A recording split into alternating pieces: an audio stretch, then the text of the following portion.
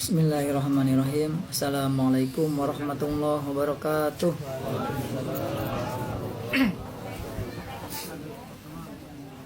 Alhamdulillahirabbil alamin wa bihi nasta'inu ala umuri dunya waddin wa ala alihi washabbihi ajmain, amma ba'du. Saudara-saudari rahimani wa rahimakumullah. Alhamdulillah, kita panjatkan puji syukur kita kepada Allah Subhanahu wa ta'ala yang telah memberikan kepada kita berbagai macam karunia nikmatnya, dari nikmat yang terkecil hingga nikmat yang terbesar, baik nikmat zahir ataupun nikmat batin. Dan juga salawat serta salam senantiasa kita panjatkan kita aturkan kepada baginda Nabi kita Muhammad sallallahu alaihi wasallam, dan juga kepada para keluarganya, para sahabatnya, dan para pengikutnya hingga hari kiamat nanti. Rekan-rekan semuanya, baik yang ada di Masjid Al-Mahdi, yang tempat yang semoga dimuliakan oleh Allah Subhanahu wa taala, dan juga rekan-rekan yang berada di rumah masing-masing. Alhamdulillah, kita berjumpa lagi pada kegiatan kuliah sore hari yang sudah rutin diadakan di Masjid Al-Mahdi, Tanah Ujlah, Bukit Lebah, Ciater.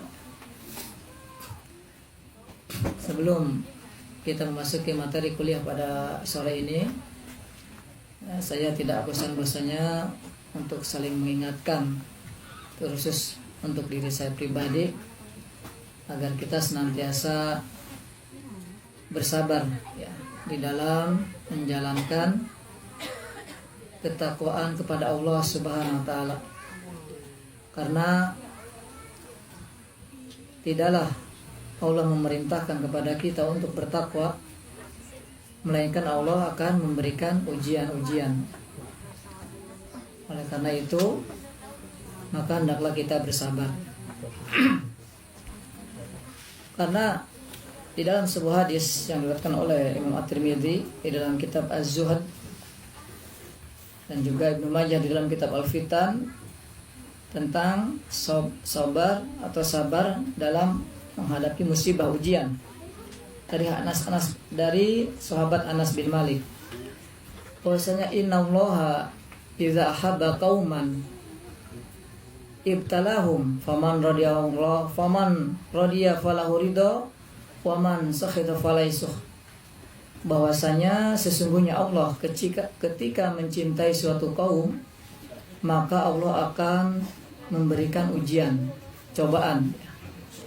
Maka barang siapa yang ridho terhadap ujian tersebut, maka Allah pun ridho pada hamba tersebut.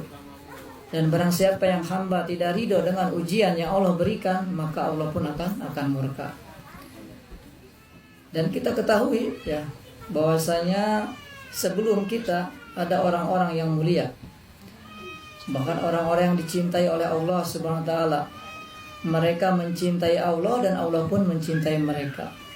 Siapa mereka? Tiada lain tiada bukan, yaitu para nabi, para rasul, para siddiq, para siddiqin, para syuhada, para solihin.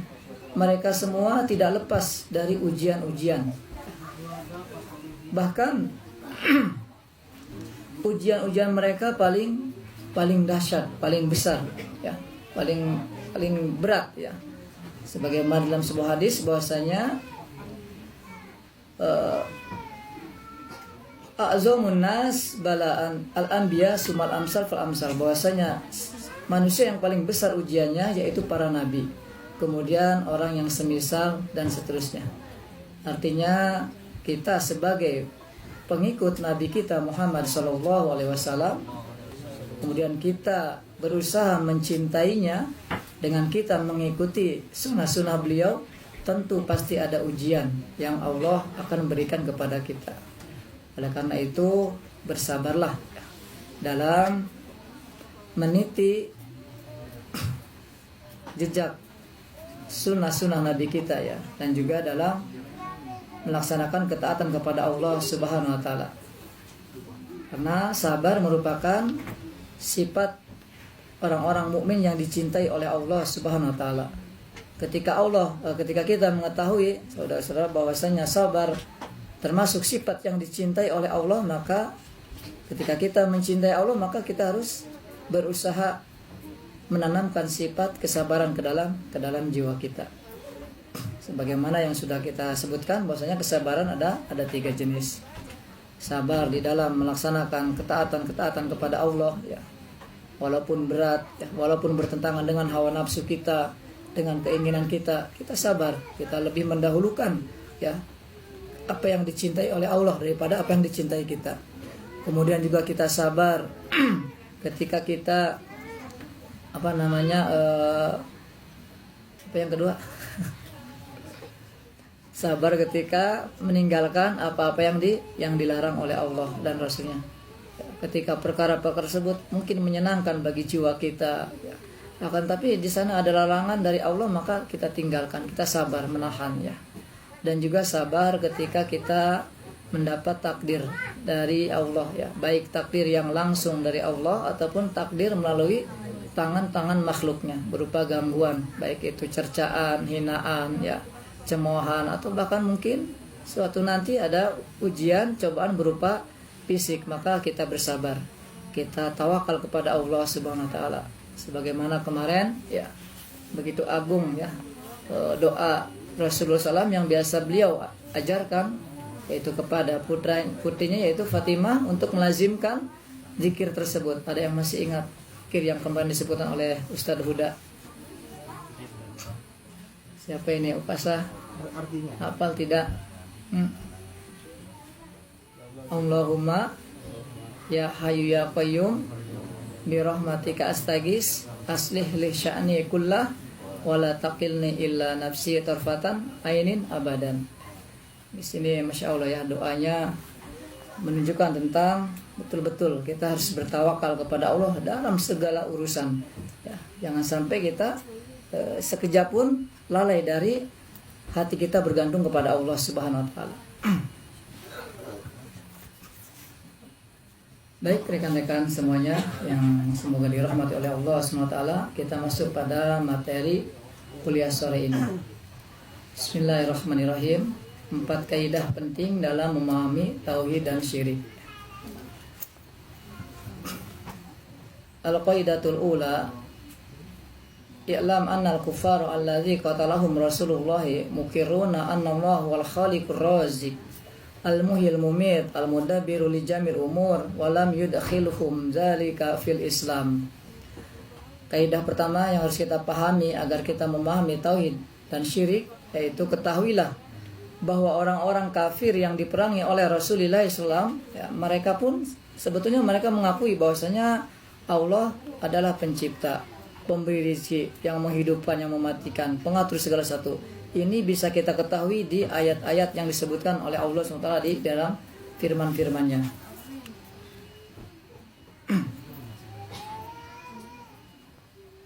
Tetapi hal itu tidak lantas memasukkan mereka ke dalam Islam. Artinya mereka tetap dihukumi sebagai orang-orang musyrik, orang-orang kafir ya. Walaupun mereka hati kecilnya mereka mengakui ya, bahwasanya di sana ada yang menghidupkan, yang memberi rezeki, yang mengatur segala sesuatu itu Allah. Tapi bersamaan itu mereka tidak dihukumi seorang muslim. Wa dalilu qauluhu ta'ala, firman Allah Subhanahu wa taala, Qul may yarzuqukum minas a'udzubillahi minasyaitonir rajim.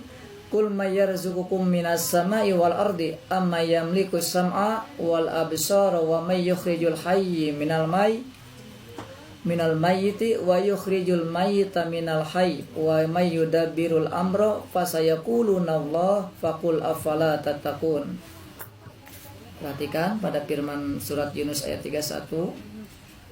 Dalilnya adalah firman Allah Subhanahu wa taala, katakanlah, siapakah yang memberi rizki kepadamu dari langit dan bumi dengan yaitu berupa air hujan ya, dan juga sinar matahari, terangnya bulan, dan juga dari bumi tumbuh-tumbuhan, air dan seterusnya. Atau siapakah yang kuasa menciptakan pendengaran dan penglihatan? Dan siapakah yang mengeluarkan yang hidup dari yang mati, dan yang mengeluarkan yang mati dari yang hidup, dan siapakah yang mengatur segala urusan? Ketika mereka disodorkan perkataan ini, pernyataan ini, maka mereka akan menjawab Allah.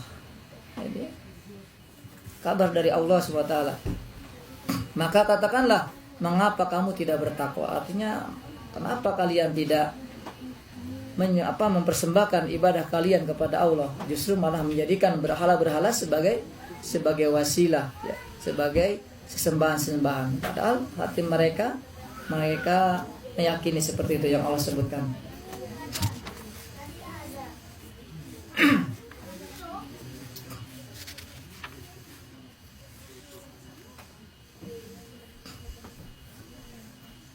Bahwasanya ini menunjukkan tauhid tidak semata pada tauhid rububiyah saja. Sebagaimana yang kita ketahui ya, ketika kita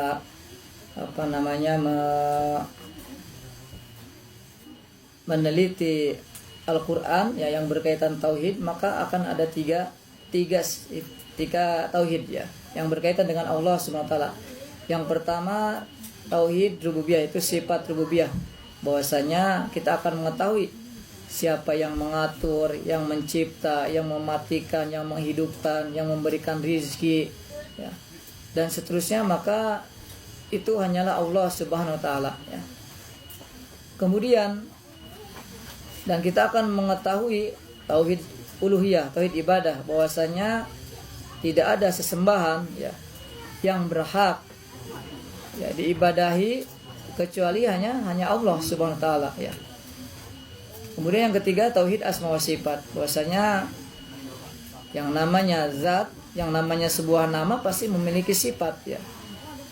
Ada tidak sebuah nama tapi tidak memiliki sifat? Pasti memiliki sifat. Ketika ada sebuah nama pasti memiliki sifat ya. Lebih-lebih Allah ya, memiliki sifat yang maha mulia, memiliki nama yang maha indah, yang indah. Maka akan kita menemukan tiga tauhid ini. Tauhid rububiyah yang berkaitan dengan bahwasanya Allah adalah satu-satunya sang pencipta, pemberi rizki, yang menghidupkan, yang mematikan, yang mengatur segala urusan alamnya di alam jagat raya ini, makhluknya ya. Kemudian juga bahwasanya dialah satu-satunya ilah yang hak. Adapun ilah-ilah lain adalah batil ya. Sesembahan lain ya batil ya. Dan juga bahwasanya Allah Maha Esa, Maha Suci atas nama-nama dan sifat-sifatnya.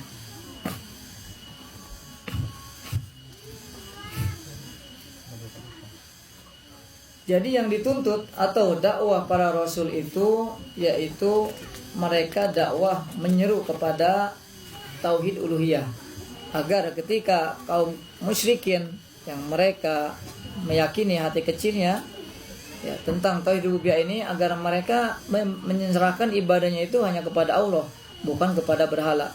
Sehingga ketika Rasulullah SAW mendakwakan, menyampaikan tentang tauhid rububiyah, beliau hanya sebatas mengingatkan ya. Adapun intinya yaitu agar mereka, ibadah mereka ya itu diserahkan kepada Allah atau dipersembahkan kepada Allah, bukan kepada berhala ya.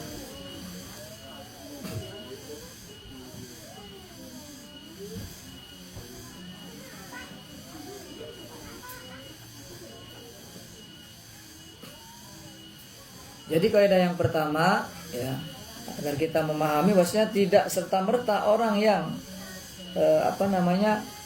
meyakini atau mengetahui Allah pencipta ya, Allah pemberi rezeki, Allah yang menghidupkan mematikan, tidak serta merta seorang muslim sebagaimana ini ya, orang-orang musyrik yang mendahulu. Rasulullah SAW tidak menghukumi mereka musyrik karena mereka masih tidak menghukumi mereka muslim. Mereka masih dihukumi musyrik karena mereka masih ya berbuat syirik dalam tauhid uluhiyah ya. Mereka tidak mempersembahkan ibadahnya kepada Allah, melainkan menjadikan berhala-berhala sebagai wasilah. Begitu juga di zaman sekarang ya. Ketika orang-orang mengetahui, ketika ditanya siapa yang mencipta alam ini, Allah. Siapa yang mengatur alam ini, Allah. Tapi ketika mereka beribadah ya, justru ya, harusnya mereka ibadah mereka persembahkan kepada Allah, Sang Pencipta, Sang Pemberi rezeki, yang menghidupkan, yang mematikan, dan yang mengatur segala urusan. Akan tetapi mereka malah dipersembahkan kepada kuburan-kuburan atau orang-orang yang sudah meninggal. Nah, ini berarti mereka masih berbuat syirik ya. Masih berbuat syirik.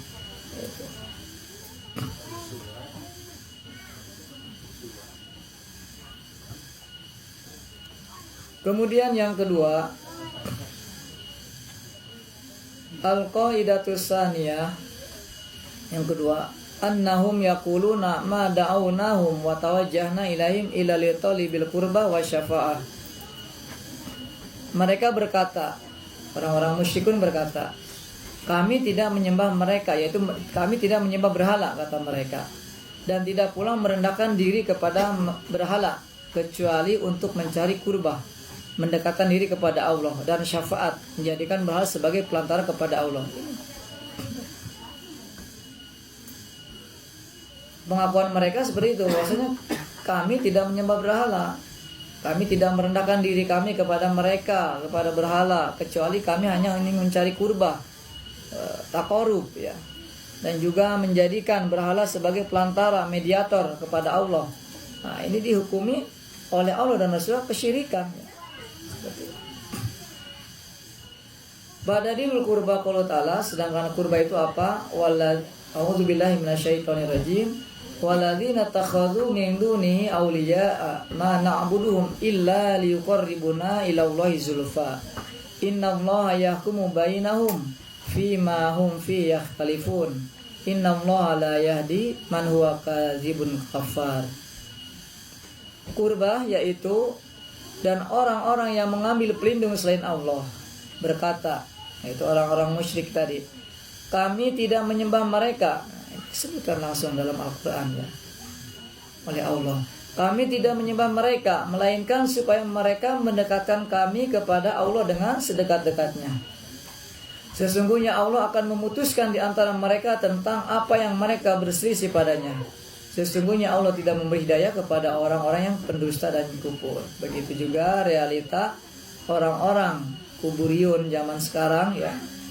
Mereka menjadikan kuburan-kuburan ya sebagai pelantara ya, agar ya hajat-hajat mereka terkabulkan, atau agar mereka bisa kuburan tersebut, wali-wali tersebut bisa mendekatkan diri kepada mereka. Ini bertentangan dengan ayat-ayat lainnya ya, yang kita diperintahkan untuk berdoa langsung kepada Allah, dan bahwasanya Allah dekat ya, lebih dekat daripada urat leher ya, seperti itu. Jadi kalau bukan ayat 3 ya, ayat 3 ya. Ayat 3. Oh iya, ini salah. Ini salah ini aja ya. Iya.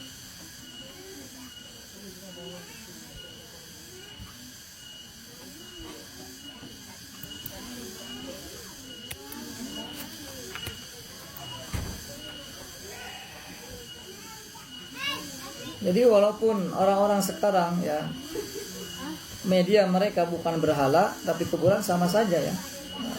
Sama saja kasusnya, hanya saja media yang berbeda. Kalau zaman dahulu berhala-berhala, kalau zaman sekarang kuburan-kuburan atau benda-benda yang dikeramatkan, baik itu orang yang sudah meninggal ya, yang mereka anggap waliullah dan seterusnya ya.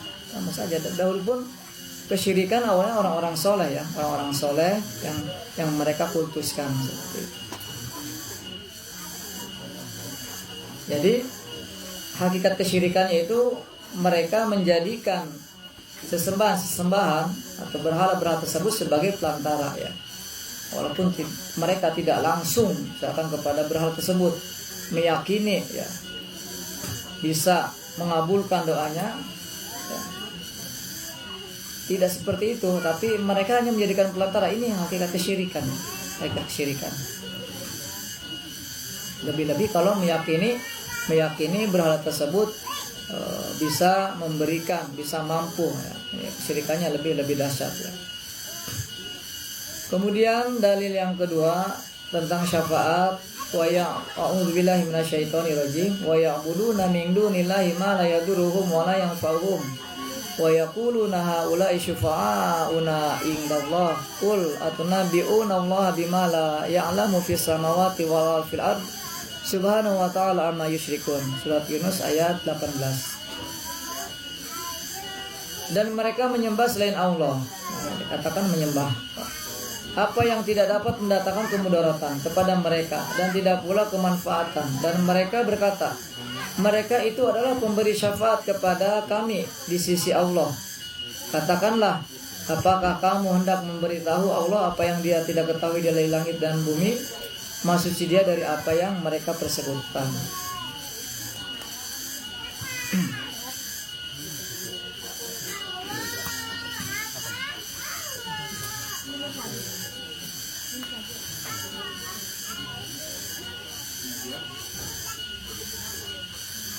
Untuk diketahui bahwasanya syafaat itu ada yang syafaat benar dan ada juga syafaat yang batil. Adapun syafaat yang benar ya, sesuai syariat apa yang memenuhi dua syarat ya.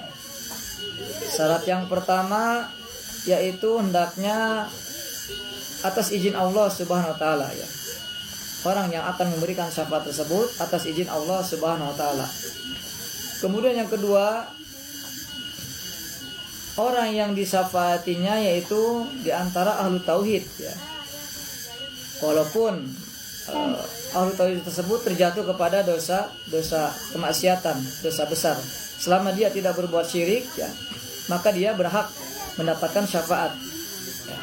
Jadi tidak semua syafaat ya Allah berikan kepada orang ya. Ada syarat yang pertama bahwasanya atas izin Allah Subhanahu wa taala, yaitu Rasulullah SAW mensyafaati umatnya itu atas izin Allah Subhanahu wa taala. Kemudian yang kedua, orang yang disyafaatinya yaitu umatnya, yaitu umat yang bertauhid ya. Walaupun mereka terjatuh kepada dosa besar. Sehingga selama dosa tersebut bukan dosa kesyirikan, maka dia berhak mendapatkan dua syafaat. Fa ini ikhtalu syartun min asyartain. Apabila kedua syarat ini tidak ada ya, maka syafaatnya tersebut batal ya, tidak akan mendapatkan syafaat. Karena sebagaimana di dalam surat Al-Baqarah, yaitu mangzalladzi yashfa'u indahu illa biiznillah. Atas izin Allah Subhanahu wa taala. Atau juga di dalam surat Al-Anbiya, wala yasfa'una illa liman irtado. Wa hum usratul muwahhidin, yaitu syafaat ini akan berlaku kepada orang yang diizinkan oleh Allah untuk memberikan syafaat, kemudian orang yang disyafaatinya yaitu ahli tauhid, orang yang tidak berbuat syirik. Walaupun ahli tauhid tersebut terjatuh kepada dosa-dosa kemaksiatan, tapi dia berhak mendapatkan kelak syafaat ya, karena dia bertauhid kepada Allah Subhanahu wa taala. Adapun orang-orang musyrik, orang-orang kafir ya, maka syafaat mereka tidak bermanfaat ya. Sebagaimana firman Allah Subhanahu wa taala, wa ma lizalimina min hamimin wala syafi'in yuta, di dalam surat Kafir ayat 18.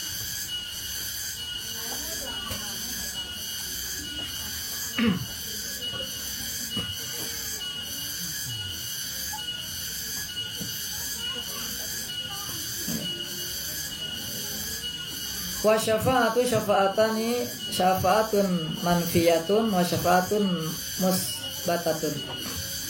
Syafaat itu ada dua, syafaat manfiyah tertolak dan syafaat musbatah yang diterima. Apa itu syafaat yang bermanfaat atau yang tertolak ya, yang manfiyah, yaitu maka nastutlabu min ghairillahi fi ma la yaqdiru alaihi illallah. Syafaat manfiyah atau syafaat yang tertolak adalah syafaat yang diminta kepada selain Allah pada perkara yang tidak mampu melakukannya kecuali Allah. Jadi ketika seorang meminta syafaat kepada selain Allah, terlebih perkara tersebut tidak dimampui melakukannya oleh yang diminta syafaat kecuali Allah, maka syafaatnya tertolak. Dalilnya firman Allah Subhanahu wa taala, ya ayyuhalladzina amanu anfiqu mimma razaqnakum min qabli ayyatiya yaumul la bai'un fi wala khullatu wala syafa'atu wal kafiruna humuz zalimun. Wahai orang-orang yang beriman, belanjakanlah di jalan Allah sebagian dari rezeki yang telah kami berikan kepadamu sebelum datang hari yang pada hari itu tidak ada lagi jual beli dan tidak ada lagi persahabatan yang akrab dan tidak ada lagi syafaat, dan orang-orang kafir itulah orang yang zalim. Jadi syafaat yang manfiyah yaitu syafaat yang diminta kepada selain Allah dari perkara yang tidak mampu melakukannya kecuali Allah. Kemudian syafaat yang diterima apa itu? Ya allati tutlabu minallah wa syafi'u mukarramun bi syafaati wal masyhulahu man radiyallahu qaulahu wa amalahu ba'dal idzin. Kama qala ta'ala man dzalladzi yashfa'u indahu illa bi'idznih. Syafaat musbatah adalah syafaat yang diminta kepada Allah dengan ketentuan. Yang diberi syafaat adalah orang yang dimuliakan dengan syafaat, dan yang memberi syafaat adalah orang yang diridhoi ucapan dan perbuatannya setelah mendapat izin. Seperti yang difirmankan Allah Ta'ala, tidak ada yang memberi syafaat di sisinya kecuali dengan izinnya. Ini syafaat yang diterima itu syaratnya dua. Yang pertama, bahwasanya orang yang akan diberi syafaat itu orang-orang ahli tauhid, ya. Tentu orang yang dimuliakan, ahli tauhid dimuliakan oleh Allah SWT. Kemudian yang akan memberi syafaatnya yaitu orang yang diridhoi ucapan dan perbuatannya setelah mendapat izin, yaitu Nabi kita Muhammad SAW. Beliau adalah orang yang diridhoi sehingga mendapat izin untuk memberikan syafaat kepada umatnya. Dan umatnya yang akan diberi syafaat adalah orang-orang yang bertauhid, ya. Bukan para pelaku kesyirikan.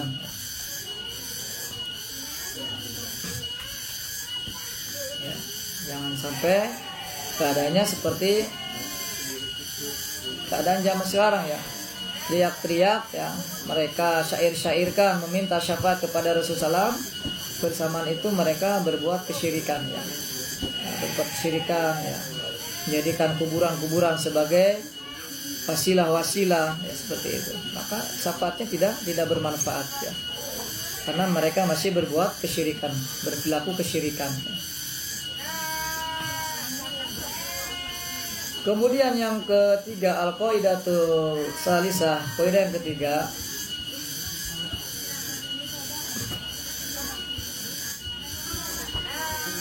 anna Nabiya sallallahu alaihi wasallam zahara ala anasin mutafarriqina fi ibadatihim, minhum may ya'budu syamsa wal qamar wa minhum may ya'budul malaika wa minhum may ya'budul anbiya wassolihin wa minhum may ya'budul asjar wal ahjar.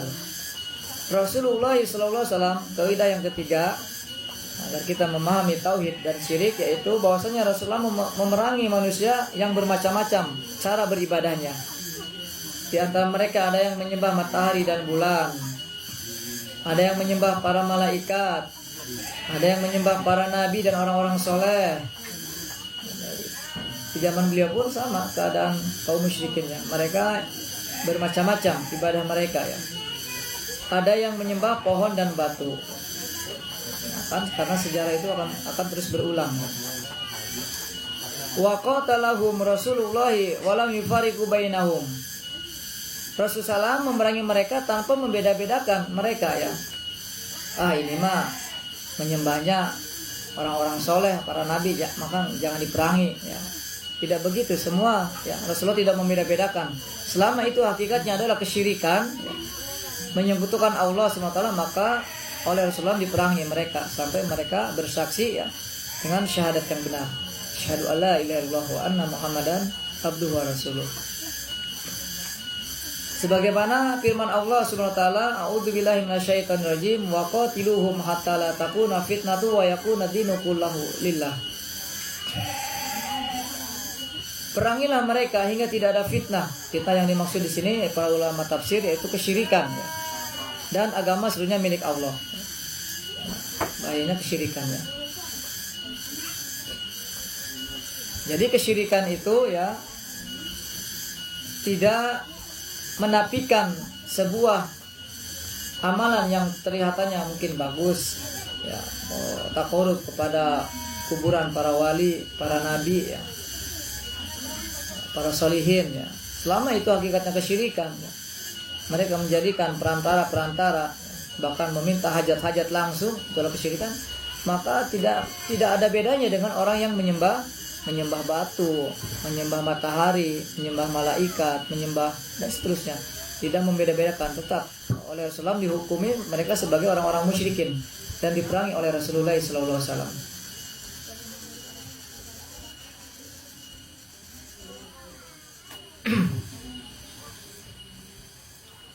Wa dalilu syamsi wal qamari qauluhu ta'ala. Dalil matahari dan bulan adalah firman Allah Subhanahu wa taala, a'udzubillahi minasyaitonir rajim. Wa min ayati lailu wan naharu wasyamsu wal qamaru la tasjudu lisyamsi wala lil qamari wasjudu lillahi alladzi khalaqahunna in kuntum iyyahu ta'budun. Di antara tanda-tanda kekuasaannya adalah malam, siang, matahari dan bulan. Janganlah bersujud kepada matahari dan janganlah pula kepada bulan, tetapi bersujudlah kepada Allah yang menciptakannya jika kamu hanya kepadanya saja menyembah. Ini dalil bahwasanya Allah melarang seseorang bersujud kepada matahari, bulan, atau kepada ciptaan-ciptaan Allah yang lainnya ya, baik itu manusia ya, jin, malaikat dan seterusnya. Dalil larangan beribadah kepada matahari dan bulan. Kemudian wa dalilul malaikah qaulu ta'ala a'udzubillahi minasyaitonir rajim. Wa yauma yashuruhum jami'an summa yaqulu lil malaikati aha ulai iyyakum kanu ya'budun qalu subhanaka anta waliyuna min dunihim bal kanu ya'budunal jin aktsaruhum bihim mu'minun. Surah Saba ayat 80. Dalil malaikat adalah firman-Nya Allah SWT, dan ingatlah hari yang di waktu itu Allah mengumpulkan mereka semuanya, kemudian Allah berfirman kepada malaikat, apakah mereka ini dahulu menyembah kamu? Malaikat-malaikat itu menjawab, Maha suci engkaulah pelindung kami, bukan mereka. Bahkan mereka telah menyembah jin, kebanyakan mereka beriman kepada jin itu.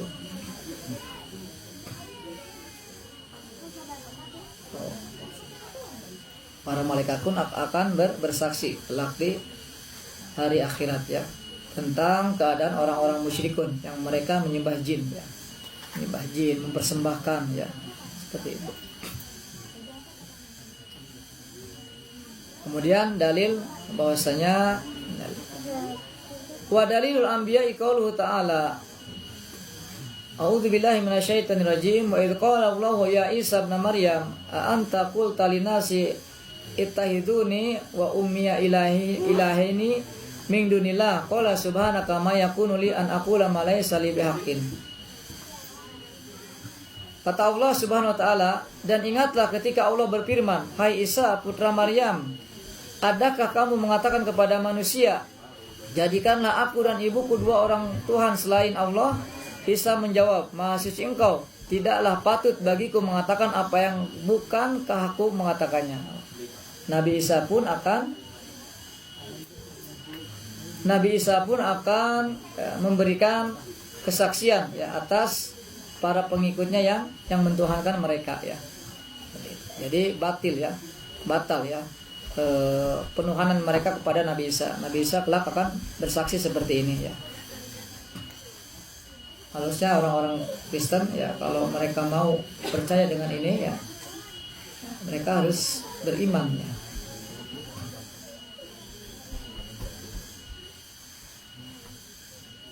Kemudian wa dalilus sholihin qaulu ta'ala a'udzubillahi minasyaitonir rajim qul id'ul ladzina za'amtum min duni fala yamlikuna kashfa durri 'ala ankum wala tahwila ulaika alladzina yad'una yabtaguna ila rabbihimul wasilata ayyuhum aqrabu wa yarjuna rahmatah wa yakhafuna 'adzabah inna 'adzaba rabbika kana mahdura.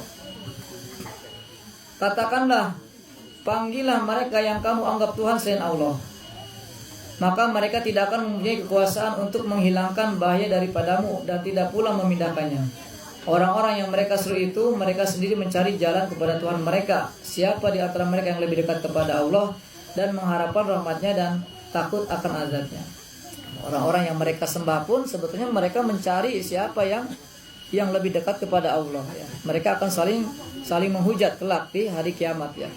Ya, orang yang disembahnya, orang yang menyembahnya akan saling menghujat ya.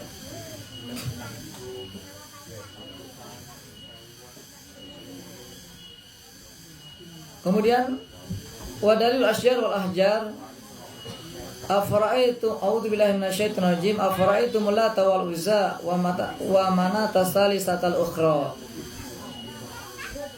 Dalil pohon dan batu adalah firman Allah Ta'ala. Maka apakah patut kamu hai orang-orang musyrik menganggap Al-Lata dan Uzza dan Manat yang ketiga yang paling terkemudian sebagai anak perempuan Allah. Karena Manat atau Uzza itu ya berupa batu ya, pohon ya, yang mereka sembah ya, dijadikan berhala ya, seperti itu. Ini berkuat dengan hadis. Langsung saja artinya dari hadis Abu Waqid Al-Laitsi radhiyallahu anhu, beliau berkata, kami keluar bersama Nabi sallallahu alaihi wasallam untuk perang Hunain dan kami pada waktu itu belum lama keluar dari kekufuran. Artinya mereka baru saja masuk Islam, belum lama ya. Orang-orang musyrik memiliki sebuah pohon di mana mereka itikaf di sisinya dan menggantungkan pedang-pedang mereka yang disebut pohon Zatu Anwat. Kami pun melewati sebuah pohon, lalu kami berkata, wahai Rasulullah, buatkanlah untuk kami Zatu Anwat seperti milik mereka. Maka Rasulullah SAW bersabda, Allahu Akbar, ini adalah sunan, yaitu jalan demi zat yang jiwaku di tangannya. Kalian berkata seperti ucapan Bani Israel kepada Musa, buatkanlah untuk kami Tuhan seperti mereka, milik Tuhan-Tuhan. Sini Rasulullah SAW marah ya. Padahal para sahabat belum melakukannya, hanya baru meminta ya, seperti itu. Menunjukkan bahwasanya ini adalah bentuk-bentuk kesyirikan ya. Ketika seseorang yang menjadikan benda-benda ya, selain Allah ya, jangankan benda-benda ya yang tadi disebutkan para malaikat, para nabi pun tidak boleh ya, apalagi selain kedua itu ya. Kita lanjut satu lagi.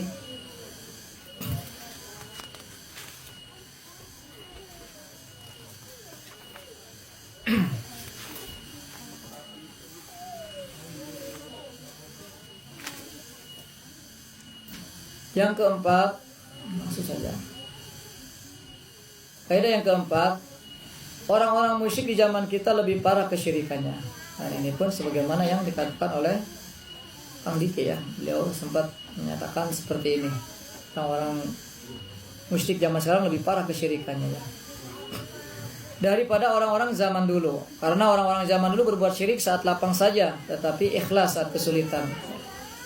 Sementara orang-orang musyrik di zaman kita, kesyirikan mereka terus menerus ya, saat lapang dan sulit ya. Mereka ketika lapang ya, mereka tetap saja pergi ke dukun. Ketika sulit, apalagi ya, ke dukunnya mungkin dijajaki setiap dukun ya, seperti itu. Nah, jadi lebih parah ya kesyirikannya. Ya, saya ini sesuai kenyataan di lapangan seperti itu ya. Orang-orang ya orang-orang yang berbuat syirik ya, sedang lapang mereka berbuat syirik. Ziarah misalkan ya ke berbagai macam tempat dengan menghabiskan uang yang tidak sedikit ya. Mereka meminta-minta kuburan dan padahal mereka lapang ya. Seperti itu, mereka tetap atau pergi ke dukun ya, mereka agar lebih maju lagi. Ketika usahanya sudah maju, agar lebih maju lagi. Ini kan sedang lapang. Atau misalkan terpuruk, tetap pergi ke dukun ya. Lebih parah ya. Tapi orang-orang zaman dahulu ya, yang sebagaimana disebutkan di dalam firman Allah, maka apabila mereka naik kapal, mereka berdoa kepada Allah, dengan memurnikan ketaatan kepadanya. Orang-orang musyrik zaman dahulu masih mending ya. Ketika mereka menaiki kapal, kemudian takut akan tenggelam atau takut Allah timpakan azab, mereka berdoa ya, memurnikan. Maka tatkala Allah menyelamatkan mereka sampai ke darat, tiba-tiba mereka kembali menyekutukan Allah. Kalau orang zaman sekarang, mereka mau kaya, mau miskin, tetap saja berbuat kesyirikan, pergi ke dukun, pergi ke kuburan ya.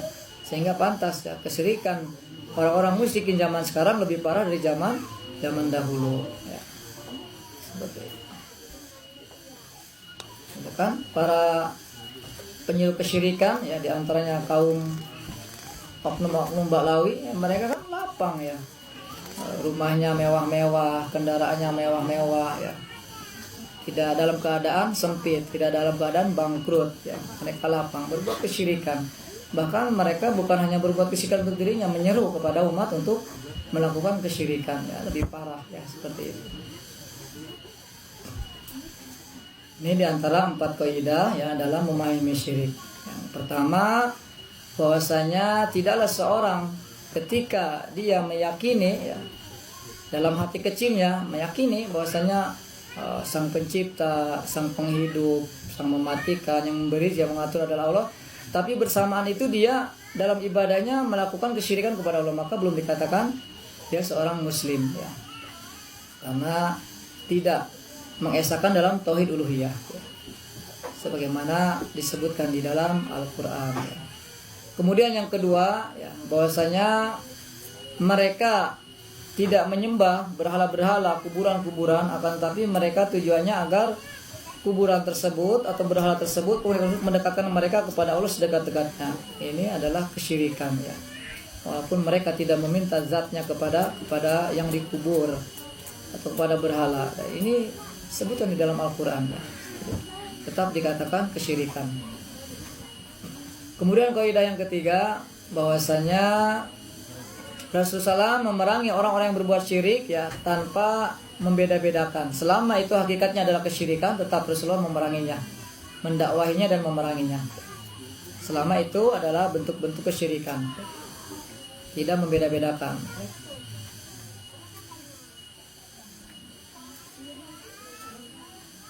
Kemudian yang keempat, kaidah yang keempat yaitu orang-orang musyrikin di zaman sekarang lebih parah daripada orang-orang musyrikun zaman dahulu ya.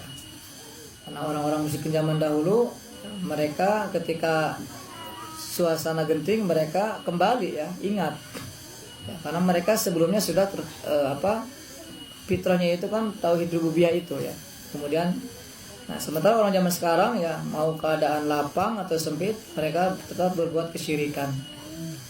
Inilah 4 kaidah yang harus kita pahami ya. Seperti itu. Mudah-mudahan kita semua oleh Allah SWT diberikan pemahaman tentang tauhid yang benar, sehingga kita memiliki tauhid yang di atasnya para nabi menegakkannya, sehingga kita tidak terjatuh kepada kesyirikan.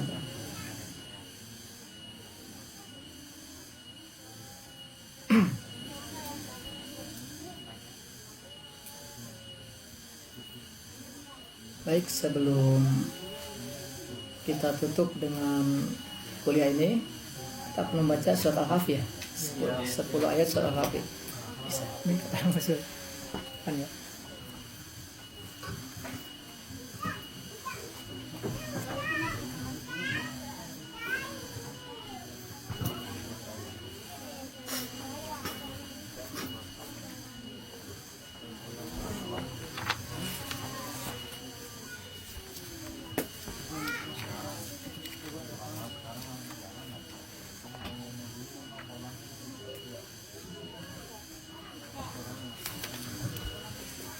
Baik saudara-saudara, sebelum kita tutup kuliah ini, kita membaca surat Al-Kahfi yaitu ayat 1 sampai 10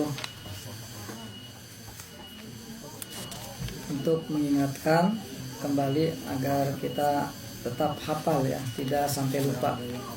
Karena kita ketahui tentang keutamaan membaca surat Al-Kahfi ya, awal ataupun akhir pada 10 ayat ya. Adik mulai. A'udzu billahi minasy syaithanir rajim. Bismillahirrahmanirrahim. Alhamdulillahilladzi anzala ala abdihil kitaba wa lam yaj'al lahu iwaja qayyiman liyudhira ba'san syadidan min ladunhu wa yubashshiral mu'minin alladzina ya'maluna as-salihati anna lahum ajran hasana makisina fihi abada wa yunzirul ladzina qalu ittakhadallahu walada ma lahum bihi min ilmin wala liabaihim kaburat kalimatan takhruju min afwahihim iyaquluna illa kadhiba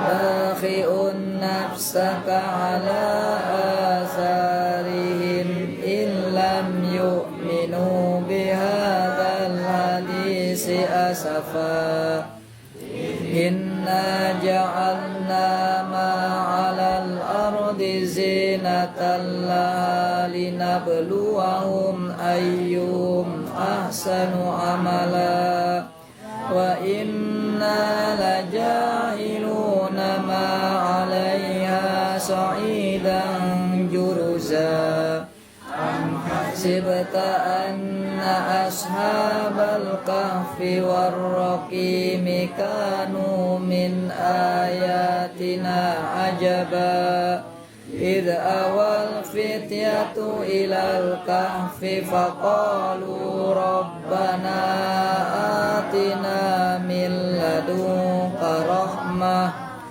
fa'ayyana min amrina rasyada. Kita tutup dengan doa kafaratul majlis. Subhanakallahumma wa bihamdika asyhadu an la ilaha illa anta astaghfiruka wa atubu ilaik. Walhamdulillahirabbil alamin. Wassalamualaikum warahmatullahi wabarakatuh.